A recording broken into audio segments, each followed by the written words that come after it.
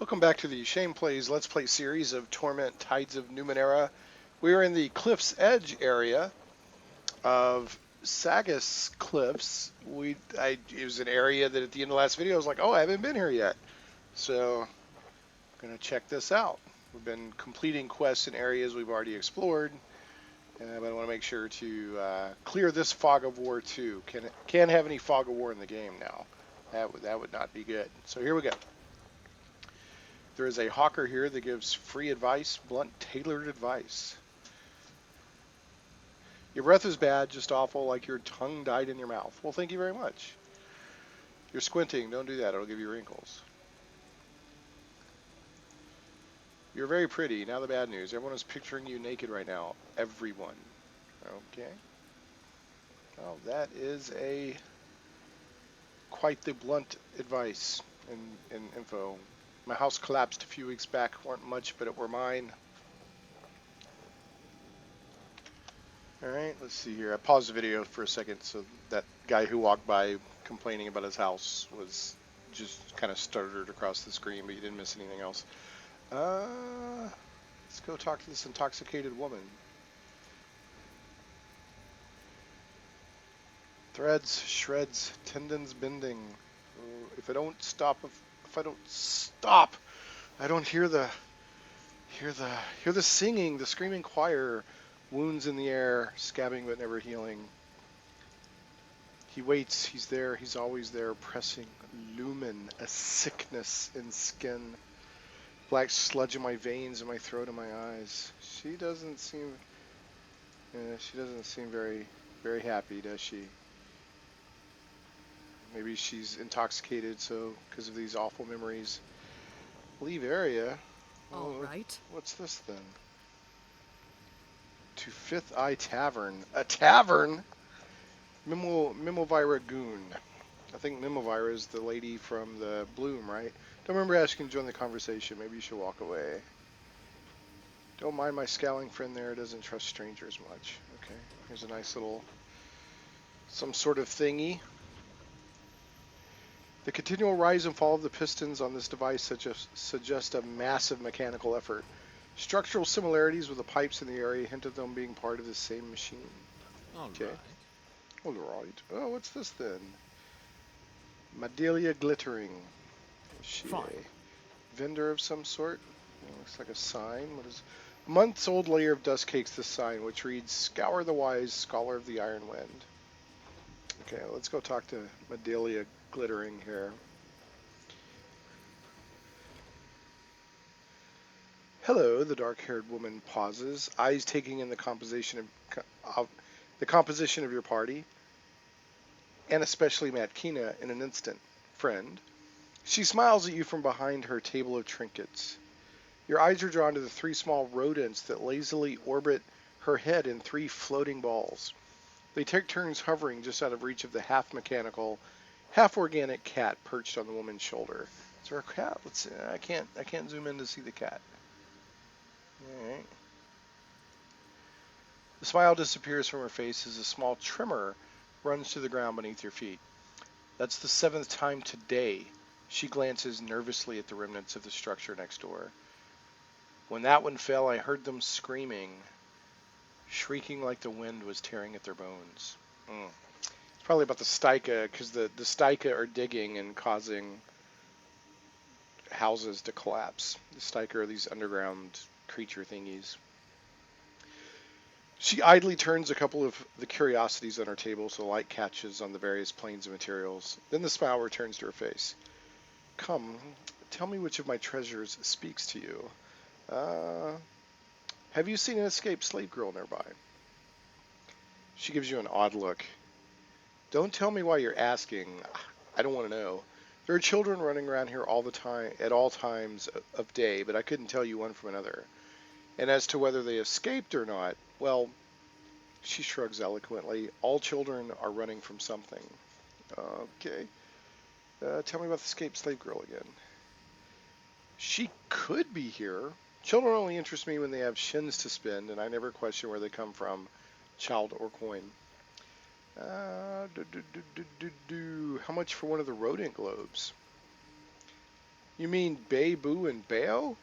She raises a hand and unconsciously pets one of the globes as it swings past her right ear.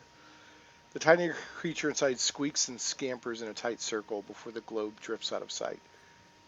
They are not for sale, my friend. I hope you're not too disappointed. Are you sure you won't sell me one of the rodent globes? Very sure, she says easily, scratching her cap beneath the chin when it gets too close to snatching one of said rodents from the air. All right, let me see what you have for sale. What do you got? Medelia. What is that? Psychic detonation deals 10 mental damage. Confers dazed. How much is that? 58 shins. Lycotic bladder heals 13 points of health on all allies in range of target point. That's pretty nice. Let's see here. What is this? Sylph cord. It's a bonded item, artifact. +1 training level and stealth skill and 2 damage on esoteric attacks. Negative effects, -1 training level and ranged weapon skill. Huh. Esoteric. Scholark's Archive.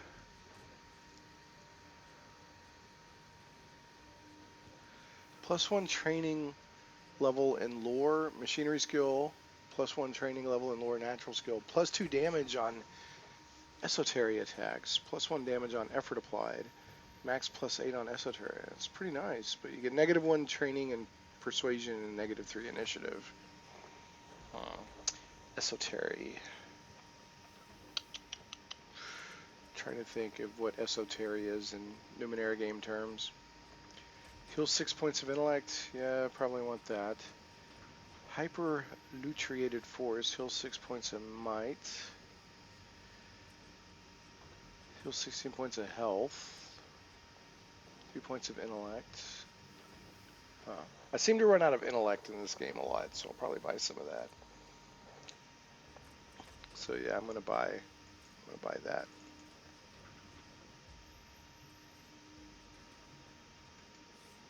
Yep, buy. All right. No, I don't want that. I want to buy this other one. 3 points of intellect. Just one. Thank you. That leaves me 105 shins. What is this again? A psychic detonation. Yeah, I probably want that. I like heals 13 points of health on all allies in range of target point. That's pretty nice. Esoteric. I wish I could remember what that is in game terms. I don't know if I have an end game thing. Let me close this. Are you wearing perfume? A little scent goes a long way in a band like this. A little scent, yes. But it smells like you've gone swimming in it. Well, that was nice of her to say.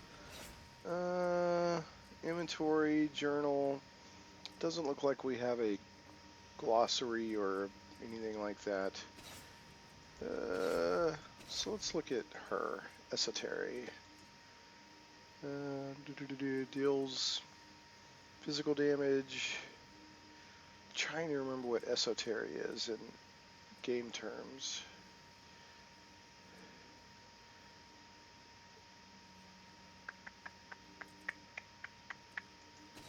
Yeah, I don't have.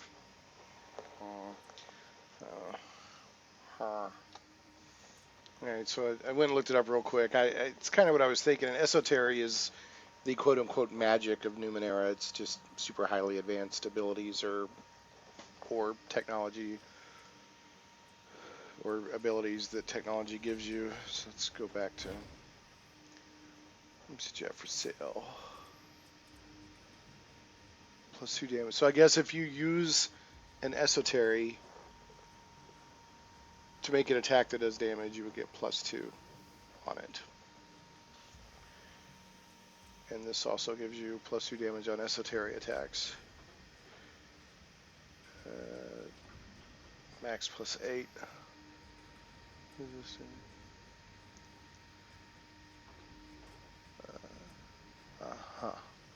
Okay.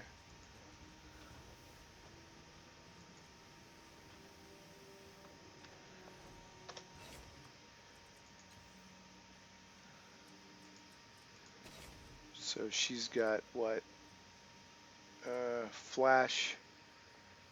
Yeah, that's an esoteric attack. If you see there, it's an esoteric comma attack.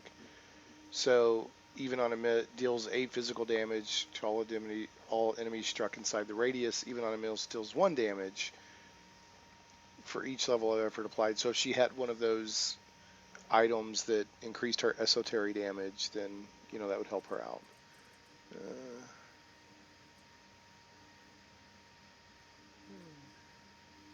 Yeah, these are all esoterics. Okay, so let's see what does she got again.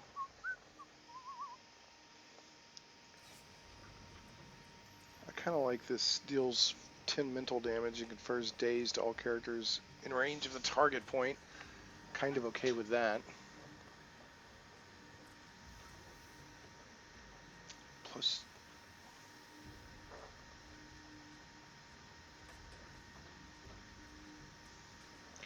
Scholar's Archive. Why not? Wasn't I looking for some sort of archive thingy? The bony segmented chain unravels at the touch of living flesh and latches eagerly onto a user's spine.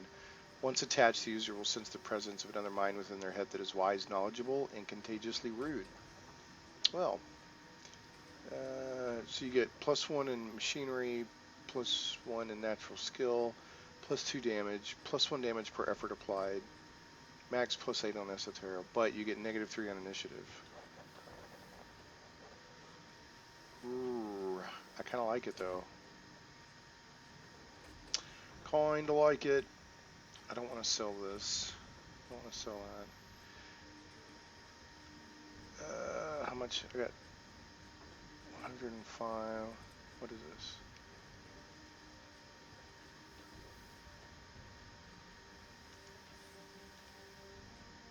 Yeah, I'm gonna sell that. It gives me 230. Spray flesh or 20.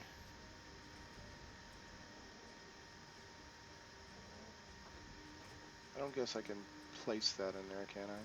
Because it's talking about placing a creature in there. Yeah, what is this? Clears the fog of war.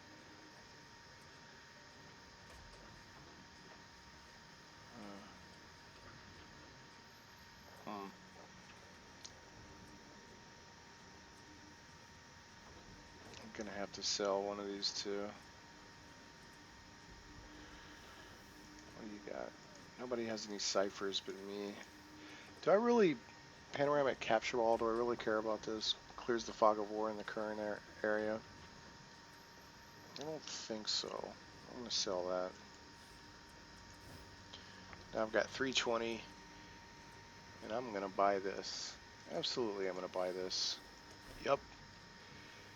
You acquire a bonded item. These pieces of equipment are powerful Numenera artifacts that go in the bonded equipment slots on the inventory screen. When equipped, they fuse directly to your skeleton, nervous system, or organs. Their invasive nature can also produce negative effects. Continue. You can equip up to 2 bonded items at once. If your concentration skill is at the novice level, both items inflict their negative effects. If trained, you ignore the negative effects from the first item. Okay, so we can get concentration up. That's nice. Yeah, well, you're going to wear it, dear. Where'd it go? Huh, anyway. Alright, let's close.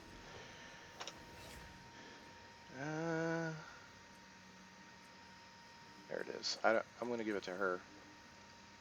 Can I not? Can she not use it?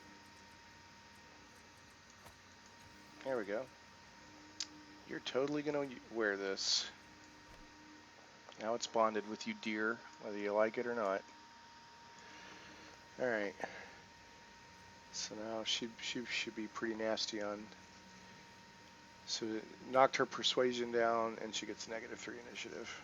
So she may, yep, there's the negative. Scholar's Archive negative. Alright, close. Okay, let's go. Why not?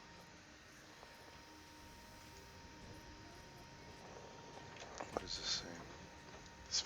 This facade is all that remains of a house. The rest of us collapsed into the sea hundreds of meters below. Now, there's a real problem here with these sticha. We may have to... I've been trying to be peaceful about it, but we may have to do something about this after all. So did her...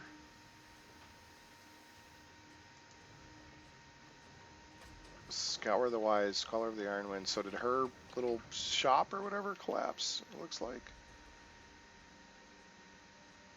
Fine. Let's go talk to these kids and see if they know where Riss is. Avina. The girl stands outside a crumbling old house playing the flute. She wears a simple dress and her golden hair falls past her shoulders.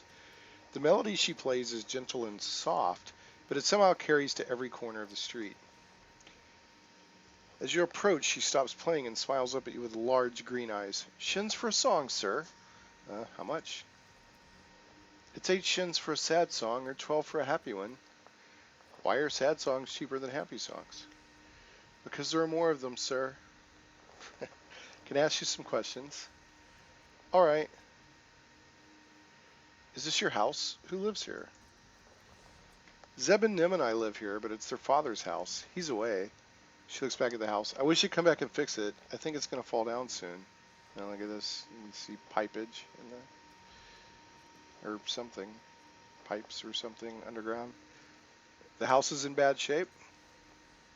She points to cracks around the base of the walls. Those weren't here before, and they're getting wider. We don't go inside anymore except to wash her dress. Then we come right back out.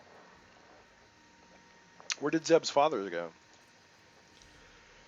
He said he was going to go work for someone named the Mimulvira in the Bloom. He was going to be a guard. She purses her lips. He said he would come back every now and then, but he hasn't. I don't know what's happened to him.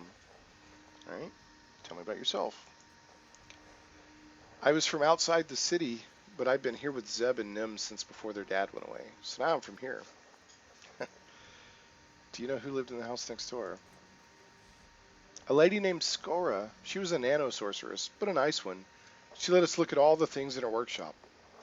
Well, almost everything. There was a room where she said she kept the iron wind. We weren't allowed in there. She frowns. I think maybe something bad happened to her. One day she wasn't there anymore, and she didn't say farewell. Did her house collapse? I don't know. Have you ever heard of the House of the Empty Time? It's a place where children with no family can go to find parents who love them. She shakes her head. I don't need to go to a place like that. This is my home. All right. You said that a woman named Skora used to live next door? She was a nano-sorceress, or maybe a witch. I think she got in trouble. She went away one night and never came back. Wow, okay. What do you know about the Iron Wind? Just that Skara thought it was dangerous. We never saw it, though. She shrugs. Maybe she was just pretending there was something bad in that room. I don't know. All right, very well. So I don't see that I can... Okay, let's talk to Nim. Hello, Nim. The secret of Nim. Tell me your secrets. The little girl in a patched tunic kicks a pebble while reacting in a sing-song voice. Joy, joy, joy. Sorrow, joy. Sorrow, joy, joy, joy, joy. Hi, what are you playing? Red ties raised her mighty mouth. She stomps her feet. You ruined it! I was about to get 5 joys in a... She shrinks back as she realizes she just shouted at someone she doesn't know. My brother usually talks to all the strangers. Ezra could ask her some questions, and she says, I guess. Tell me about the game you're playing. It's called Sorrow and Joy. I made it up. She starts kicking the pebble again. First with her left foot, then with her right. You have to kick the rock left, right, without stopping. That's joy. If you kick it twice with the same foot, that's sorrow. 5 joys in a row means you win. 5 sorrows in a row, you lose. Is there any reason you use the word sorrow? I don't know. I just like it. Sorrow, sorrow, joy, joy, joy. What's your name? Is this your house? My name's Nim, and this is my daddy's house. But he's not at home right now. Only me and Zeb and Avina and Mittens the monster live here now. Mittens the monster. We're waiting for Daddy to come back. Who is Mittens the monster? He's our friend who lives in the alley.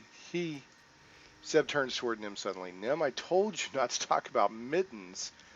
He looks at you with a sheepish grin. Sorry, sir. Mittens is Nim's imaginary friend. He doesn't really exist. Maybe I can answer your questions. Nim nods. Yeah, Zeb knows everything. Well, darn. Let's see if I can get back to Nim here. Can I ask you some questions? Oh, Little girl is still playing her strange rock kicking game, but the words are different now. Up, up, down, up, down, up, down, up. Yay! Can I ask you some questions? If you want.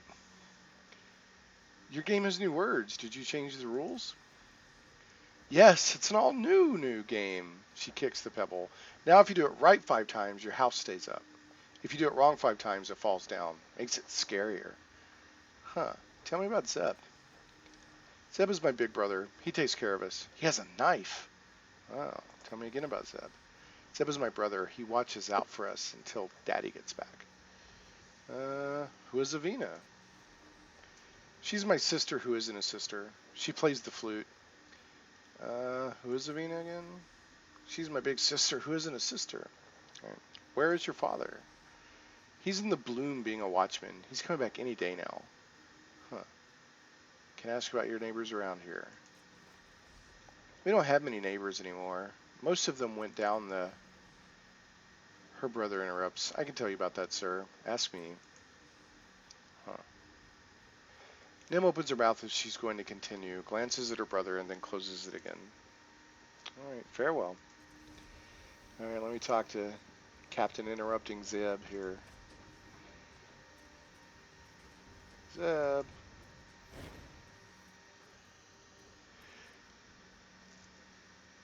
A boy in rags holds out a hand as you pass. He is far too gaunt for his age. His knuckles stand out on his fingers like knots on a twig. Any shins for a family in need? Yeah, I'll give him 5 shins. Thank you, sir. Good fortune to you. All right. Does anyone else live back here? There used to be a lady who lived next door, a nano sorceress, but she disappeared a while back. And there was a family 2 doors down. We heard them screaming on the night their house fell into the sea. He shudders and looks away. My sister Nim was friends with their little girl. Is this your house? It doesn't look safe. We know. That's why we stay outside most of the time, ever since Avina noticed some cracks around the walls. We only go in there to change clothes and stuff. Tell me about your family. He ducks his head. Yes, sir. There's 4 of us, counting my father, but he's gone to the bloom and we don't know when he'll be back. I'm Zeb, and he points toward a little girl kicking a rock in a circle and an older girl who is playing a flute. You notice they look considerably more well-fed than Zeb. That's Nim, my little sister. The girl with the flute is Avina. She's not actually our sister, but she's still family, and there's no one else. That's it. Tell me about your father. What's his name? How long has he been in the bloom? His name is Zeb too. Zebak Uralua, and it's been a year at least. He went to work for the Mimovira. For a while he sent shins back, but then they stopped. Haven't heard from him since. He squirms uncomfortable. The bloom's like that, though. Sometimes it doesn't let anything out. I figure he's just waiting until it opens up again. If your father doesn't come back, I know a place where you can find a new home. It's called the House of Empty Time. We're not orphans. Our dad works in the bloom. He's coming back. All right. Is Nim okay? This life must be hard on her. She's okay. Doesn't know anything else, really. She misses her dad, though. His eyes cloud. She never really knew our mom, so at least she doesn't miss her. What do you know about the bloom? My dad always calls it a schist hole, but he said it was a schist hole full of shins, so he's going to pull up his boots and wade in. He shrugs. I don't know much else about it. They say it's a monster and people live inside. You can see it from the caravanserai, but they don't let anybody down there. Well, they didn't let me down there anyway. What do you know about the Mimovira? She's the boss in the bloom. The mayor something. My dad works for her. He's one of her guards.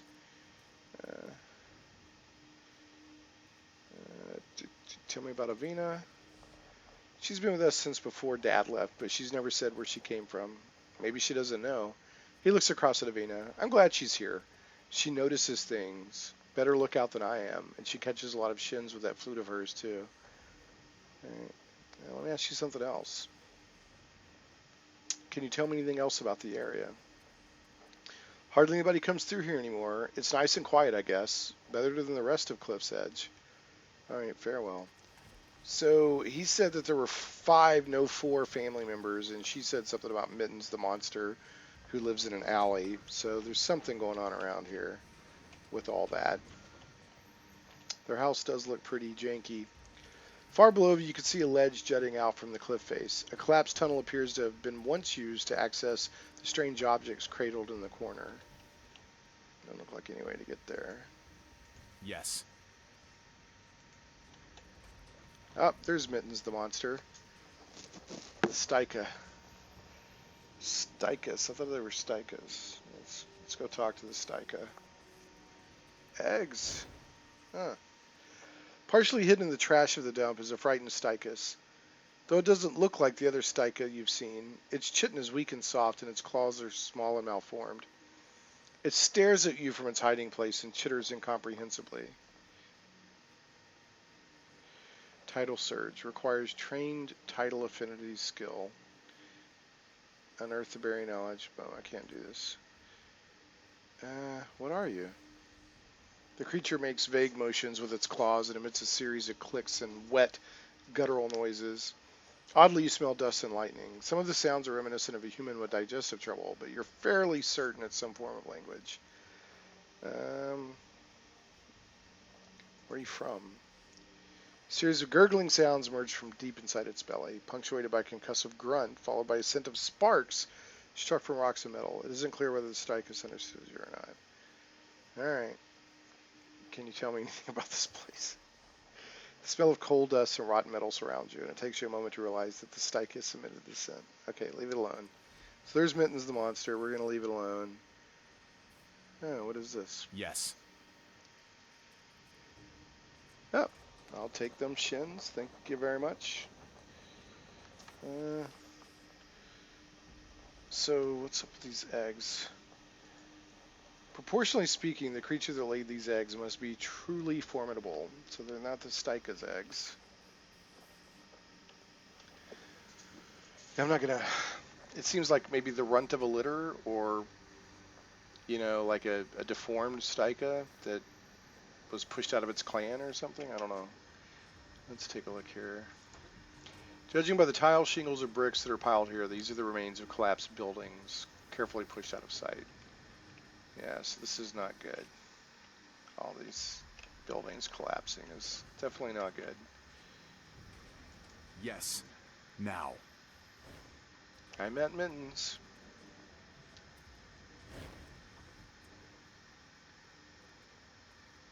The scrawny boy reaches out to you as you pass.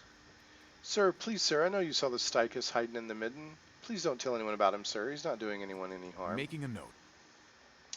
Lord Vunkin has been stirring up the neighbors, telling them to look for rogue Stichus and promising them, or a rogue Stichus, and promising them a reward if he's found. The boy gestures towards the west, where you can dimly hear a booming voice and the answering shouts of an angry crowd.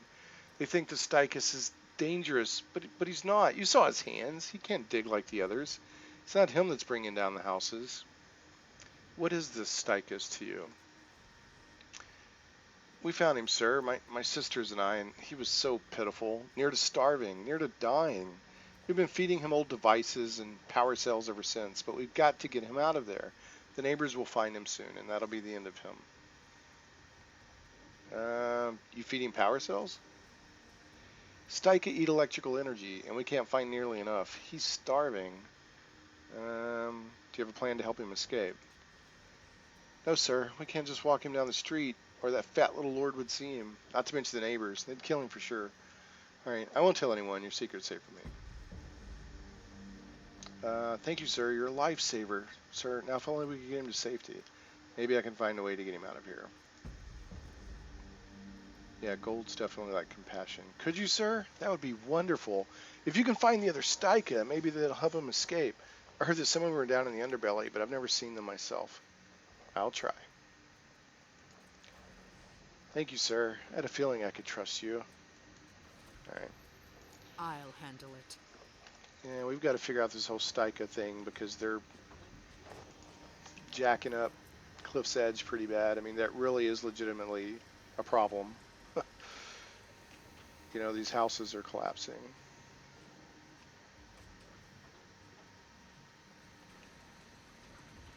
We shall see.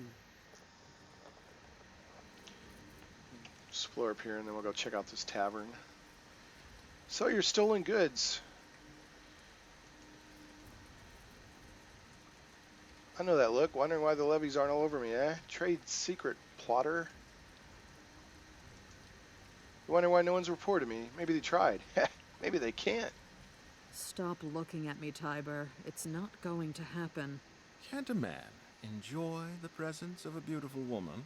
This woman is wondering if her knives might enjoy a little exercise.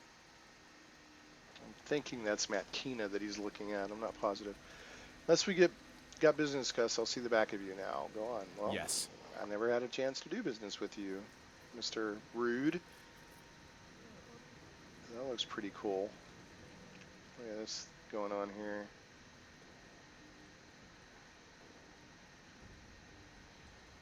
Some kind of martial artist dude here. Beggar. What's up with the beggar? Please, gentle heart, look at me. Well, I would. I don't know. Let's talk to Aiden Satabo. The large, muscled man is practicing some form of martial art as you look on. He is wearing an old white, rough-woven coat with the sleeves torn off, and a red bandana is wrapped tightly around his head. It's like something straight from the 80s. He seems to be moving much faster than his size suggests as possible. He glides between stances as swiftly as water. His fists are blurring hammers, striking at invisible enemies. His bare, callous feet snap and slash at the air like knives. Where did you learn to fight like that? By challenging the deadliest creatures and studying their killing blows, he says. I lack claws or teeth, but I do the best I can. Huh. You're very fast. Yes, Aiden says. The dribble's gift! His hand slips around an invisible assailant's arm. He snaps it with a stab of his elbow, then crushes his enemy's throat and flips him over his shoulder to the ground. Chrysanthemum array, he shouts, spinning over the invisible adversary's corpse to deliver a triangle of jabs to the chest of his next attacker. The entire set of moves took no longer than 4 seconds. He catches you staring and smiles. You must be wondering why I'm shouting. Yes. I'm not surprised. I must look like a lunatic, he says before spearing his opponent's jugular with 3 fingers. Canted thrust. It helps me focus my breathing, my strength and will. It reminds me of how weak I once was and how strong I've become. Years ago, I was a starving beggar. I managed to steal a wedge of pie crust and was terrified that someone else would take it from me. So I hid inside that metal structure over there to enjoy my feast. Bite of the hidden queb, he says, clawing his enemy's eyes. The stale crust crumbled into pieces between my eager fingers, and something strange happened. They drifted toward the ground like the softest of snowflakes. I was able to pluck each of them from the air before they fell. At first I was delighted. Then I wept. How far had I fallen that clean food was a miracle, he sighs, then delivers 4 more blows to the air's belly. But the miracle never ended. The longer I lived in that shelter, the more I could slow the world by concentrating. I swore to never waste this gift. I would honor it by becoming stronger, faster. I would challenge the predators of the world and take their killing blows from them. I would never be prey again. Grush stomp! I bet I'm faster than you. What was that?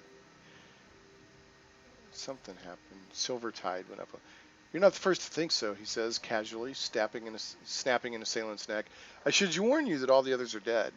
That's not a threat. I only fight to the death. He flings the invisible corpse aside. Before I accept your challenge, I'll need to see if you're good enough to face me. His fist lashes towards you. Jurlus Kisk! Initiative, quick fingers. Block the punch and strike back. I got 85% chance. Yeah, did it.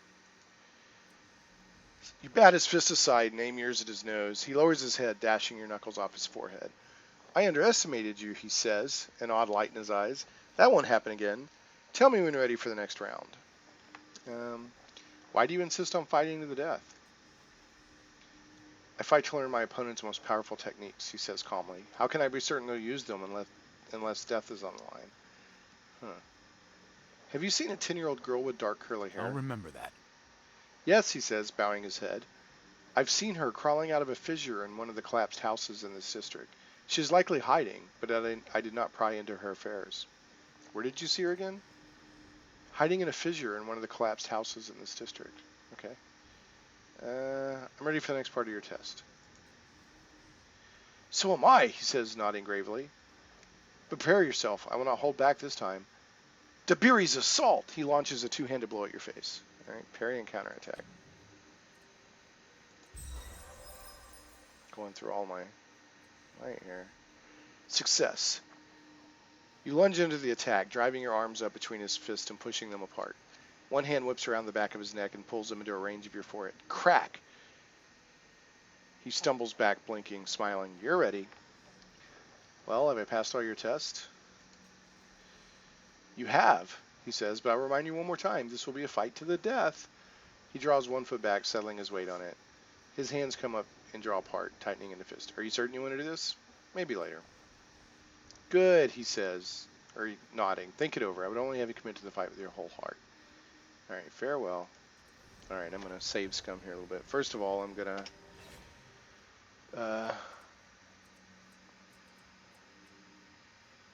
might.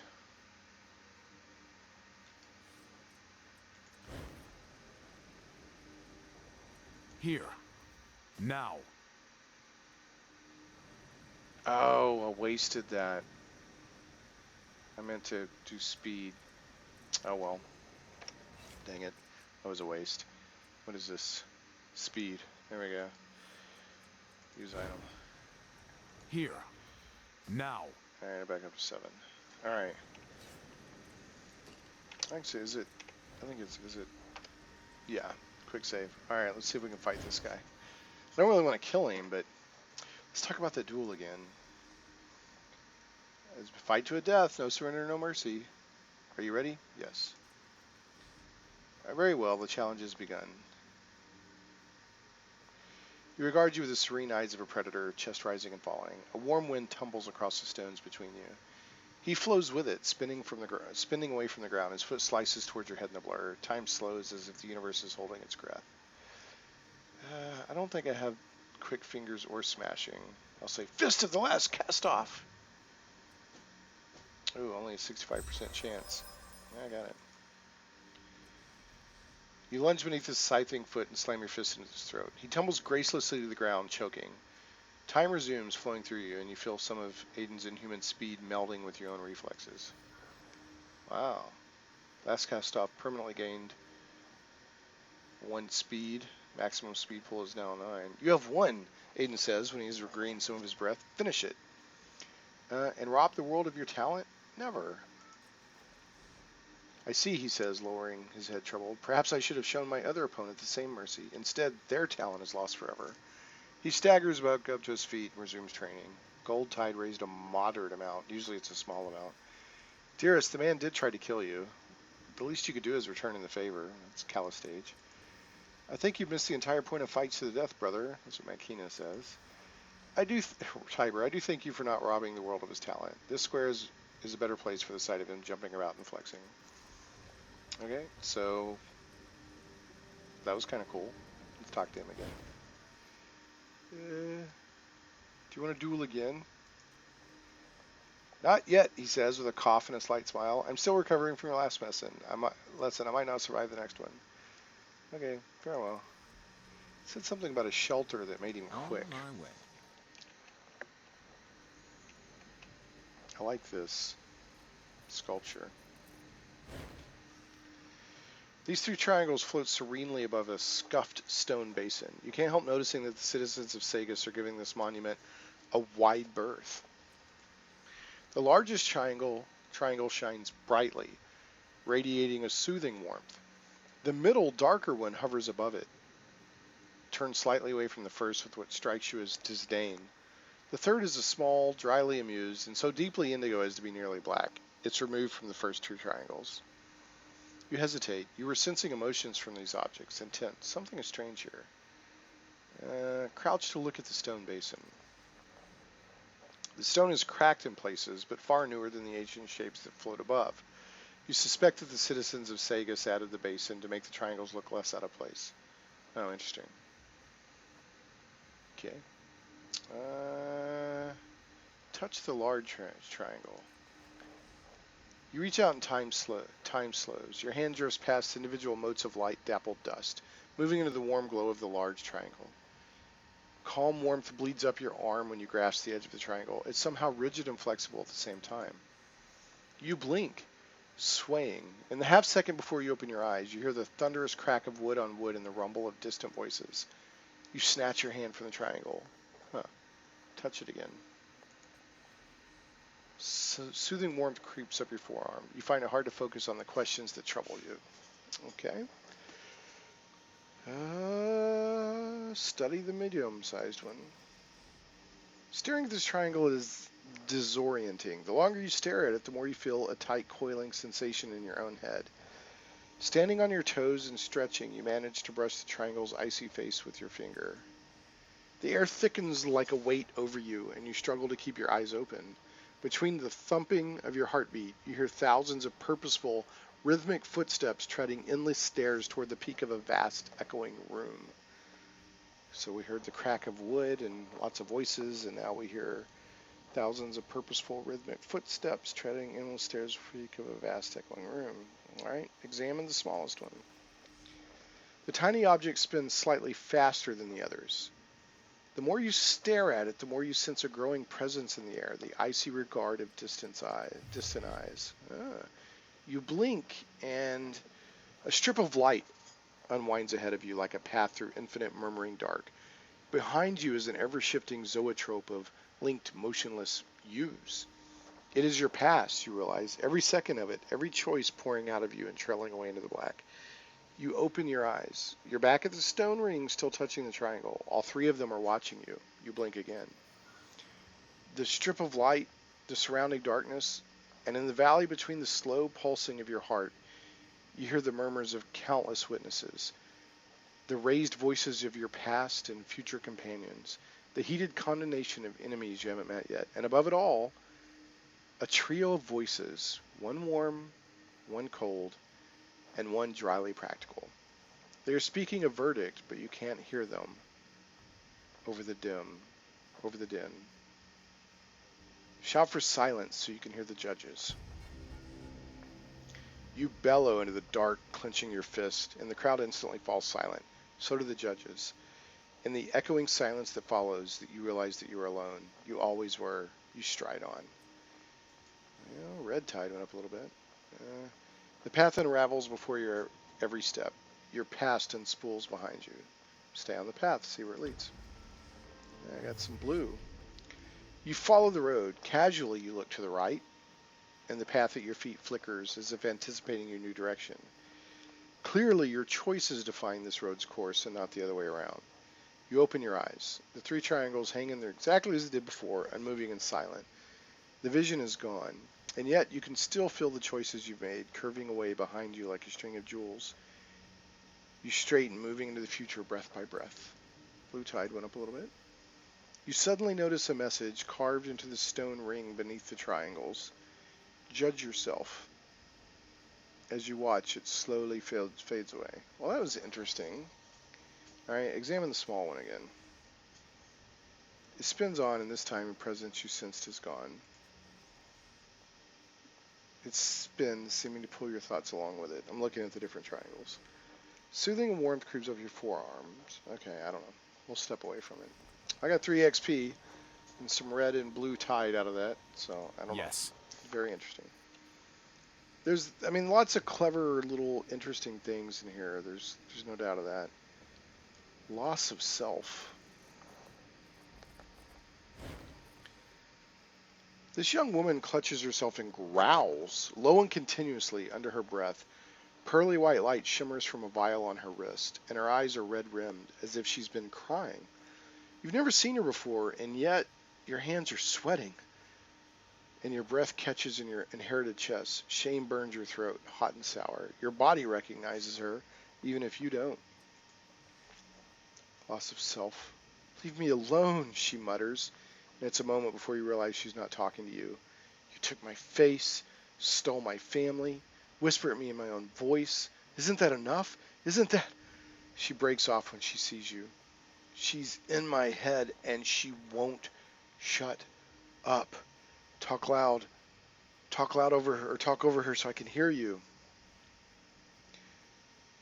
What is that shining object you're holding? She flinches, but reveals the vial stripped to her wrist. It glows with an inner light, and the tiny ripples within seem to cast moving shadows on her palm. I woke up one night in a building I'd never seen before, she says, soft and low. I found this beneath a pile of blackened scales. If you shake it, it makes a picture. Watch. She jiggles the vial and holds up her other hand. Indistinct shadows mimic the motion on her palm. Why are you holding on to it? Because I feel like it was mine, she blurts, then grimaces if the words escaped without a permission. At any rate, it's mine now, and I don't need more of a reason than that. Huh. Why is that vial so important to you again? It's not that it's important, she says, frowning. I just feel better holding it. And there's nothing wrong with that. Right? I want to ask you about something else. You hear a woman in your head? Yes, she says, biting the word like an enemy's throat. Now stop talking about her. It brings her forward, and she clings. She whines, and she won't stop. So please stop talking about her. I'm sorry, but I want to hear about the woman in your head. No. Every time I think about her, she inches closer to me, pulls on my arm. Stop asking about her. Please. Yeah, I want to know about the woman. She growls under her breath, but does not respond. I'm going to ask again. She just growls. She won't respond. All right. Describe Rin to her and ask if she's seen the girl. Making a note. The little girl? I've seen her crawling into the ruined house over there. I've been worried about her, but she gives you a wry grin. I've had my own problems lately. I'm going to ask about the woman in her head again. She just growls. All right. Farewell. Done. Loss of self. That's interesting. I don't seem to be able to... Like maybe this used to be a bridge or something. I don't know. What is this? This dilapidated structure has been converted into a cheap boarding house. Inside, people sprawl on filthy mattresses in a dimly lit room. Okay, I can't go in there. Tormented levy. This levy is not like the others you've seen. The wide smile is absent, and his oddly shaped eyes are red, wet, and haunted. He stares past you, whispering to himself and turning a small charred object over and over in his hands. Greetings, he says, apparently by reflex. He still hasn't lit your way. How can I help you? He closes his eyes hard, as if trying to crush visions that are troubling him. What's wrong with you? I'm wrong, the levy agrees, his lips trembling. Rotten, made of the wrong pieces and tied together with blackened wire. He covers his face with his wrist. Please go. What are you holding there? He says, then grimaces as though the words hurt him. I'm holding my shame. His hands unfold one bloody, soot-covered finger at a time. A crudely made wooden bird lies there, painted in pinks and pale blues and charred around the edges. That bird represents your shame? Represents? No, this is my shame, and I'm holding it, he swallows, and I can't put it down. Huh. I want to talk to you about someone. Yes, he says, then shakes his head. No, I can't. Find another levy, please. I can't report crimes to you? Crime? He says, as if he's never heard the word. No, please, no. This must have something to do with that guy who's selling stolen stuff and is very smug about it and cocky about it. I need directions. I can't help you. I'm wrong. He pauses, lifting his eyes to the sky. I'm lost. You're lost? Yes. No. I know where I am. He squeezes his eyes shut. I know everywhere I've been. Farewell. Wish I could help this levy, but I guess if anything, he'll dissolve after a year. I guess be okay. I don't know. Let's go. Or at least not be suffering anymore. Oh, shins. I'll take them. All right. There's something. Let's go check out this Finzen. Let's go talk to Finzen. And then it's getting close to an hour, so we'll probably kill the video after this. Everything about this slender young man says thug, from his scar-slashed eyebrows to the calloused hand hovering over his hip. where a dagger would hang, but he doesn't have one. Instead, flour cakes his hands, and a single apron string hangs from his pocket. He is apparently a baker. Stand still, you shine, he says and peers over your shoulder. You follow his gaze to an armored soldier who is loitering in the public square. That levy's been following me for days. Can't even stop for a piss without checking side to side. You sure he's following you? Put it like this, he says, licking his lips. I know when I'm being followed. I've seen him on my track from dawn to dark for 3 days. I ain't done anything wrong. What do you mean he's your levy? And it's worse than that, he says, wringing his hands. That's my levy. I guess that's a levy that came from his year of life. What do you mean he's your levy? I'm a citizen, he says, as if this explains it. When it becomes clear it hasn't, he groans. Every levy is made from a citizen, he says. This one was made from me. Look, I can't explain why, but I know that one's mine. I feel it, right? And now it's coming for me. Look, he won't leave me alone, right? I gave a year of my life to make him, and I thought that was that. Now I catch him standing in the street outside the bakery, whispering to himself, playing with that carving of his. His teeth graze his lip as he leans closer. He even tried to talk to me. Levies aren't supposed to know who they come from, right? That ain't supposed to know who you are. He wavers, gathering his courage. Could you talk to him? Find out what he wants? Can't you talk to him yourself? He swallows. I've heard stories. Levies go wrong sometimes, get obsessed with the person who gave them life. If the two ever meet, the levy goes mad, tears them apart. That ain't gonna happen to me. Not after... He cuts himself off. Not after all I've been through. Sorry, no promises. His shoulders slump. Fair enough. It's not my way to ask you favors, but if you change your mind, he's the only levy in the district, so he ain't hard to find. He nods again towards the armored man who's standing a distance away in the public square.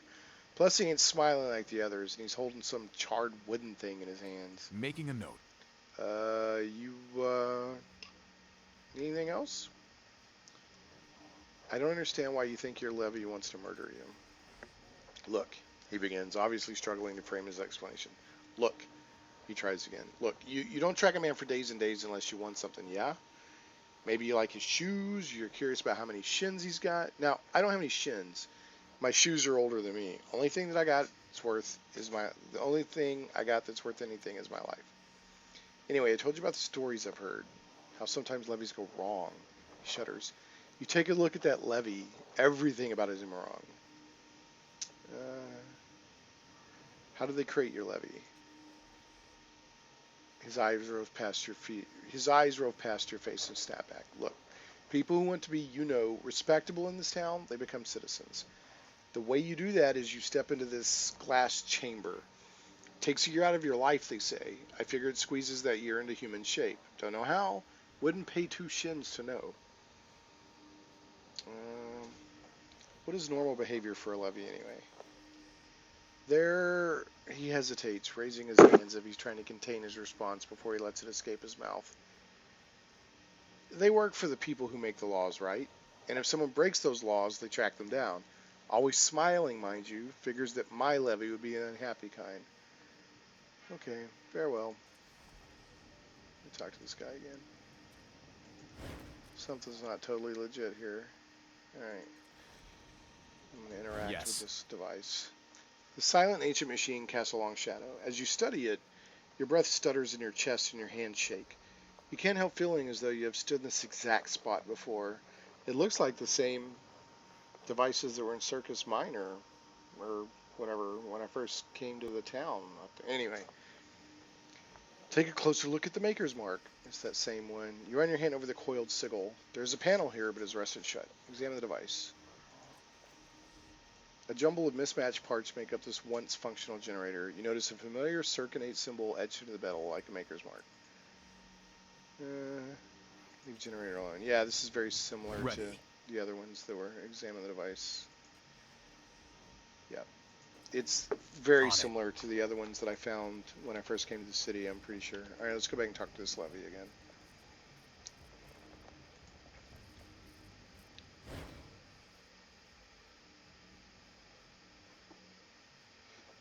Good to see you again, sir, the levy says, still staring across the plaza. Tears roll silently down his cheeks. Finzen sent me to find out why you're following him. Yes? He says, the despair melting away. In that moment, he looks like a child, with a child's desperate hope. He knows too, doesn't he? He sees what he did. What we did. Tears leak from his eyes, trailing down into his mouth as he continues. When the machine ripped the year from him to make me, I felt the choices unraveling before me. He hugs himself. I see them coming. None of it can be changed. I'll remember that. Tell him this. For me, the Gillum Manor job did happen. A servant caught him, called the levies. They chased him, and he set a fire. His eyes squeezed shut. The fire spread through the neighborhood. People were trapped. People screamed. His hand clenches over the charred toy bird in his palms with a soft crunch. Please tell him. Tell him I'm with him in the dark, hiding from the mobs, sobbing. Tell him to give me a different year, a better one. What kind of year do you want from Finzen? A year without the blackened door, he says earnestly, without the hand tangled in the grate, the weeping in the dark places. Silent tears stream down his face. He doesn't seem to be aware of them. Wells rising with the glowing ashes. My arm bound with a ragged rope. Every time I'm there in those last minutes, I try to apologize. But my mouth, his fingertip brushes at his lips. My mouth is full of dirt and blood. Hold on, I'll speak with Finzen. Fine. This is weird.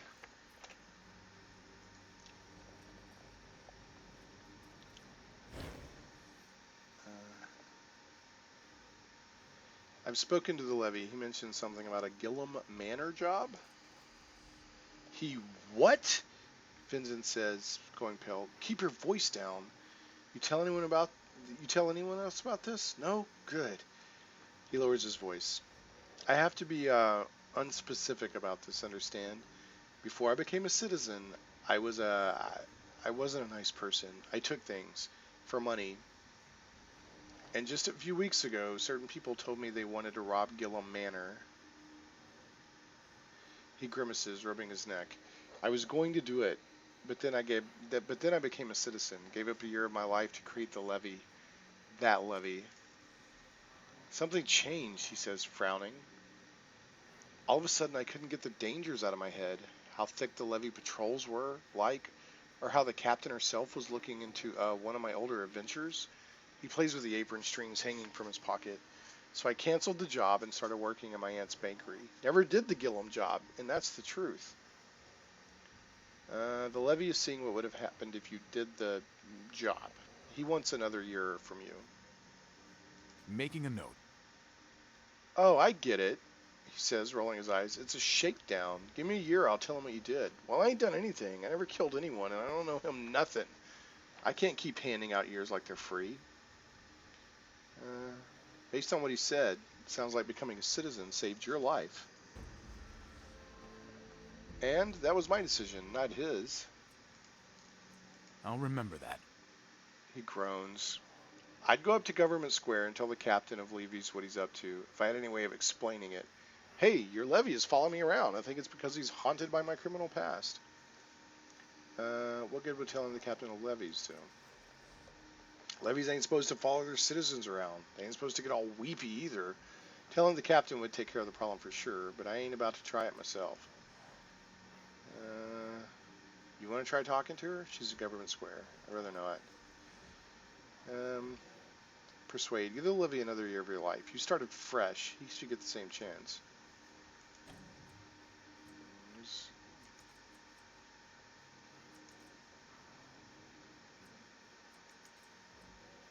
I can get to 90% with her. Let's do that. Success. All right. Oh, for what? He says, exasperated. A couple of bad dreams? I didn't do anything. He subsides, crossing his arm as if he's cold. All right, what did he see in this other future? I get caught, chased around, maybe? You started a fire that killed a lot of people. How much is a lot? He says, rubbing his mouth with the back of his hand. He sees some of the truth in your eyes and sighs. I'll remember that. Fine, he snaps. Fine, but I ain't running myself down searching for a way to give my life away. He rubs his eyes.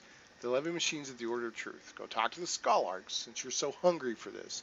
Maybe they can bash something together that'll rip another year from me and give it to him. He grins, but his heart is definitely not in it. Good luck.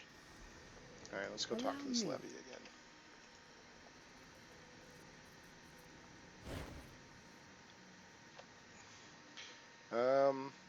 Finzen is willing to give you his life, but I have more work to do before it can happen.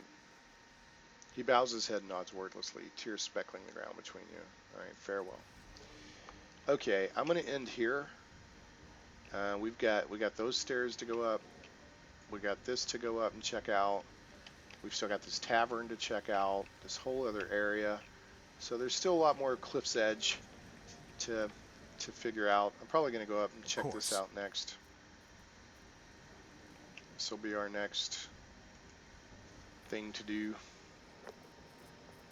I like the little panel and everything over here. It looks cool. Okay, thanks so much for watching the Shane Plays Let's Play series of Torment, Tides of Numenera. Please leave this video a thumbs up and maybe a comment. That thing just pushed me out of the way. How rude. Thumbs up, maybe a comment on YouTube. That helps me out tremendously. And consider subscribing to the channel if you haven't already.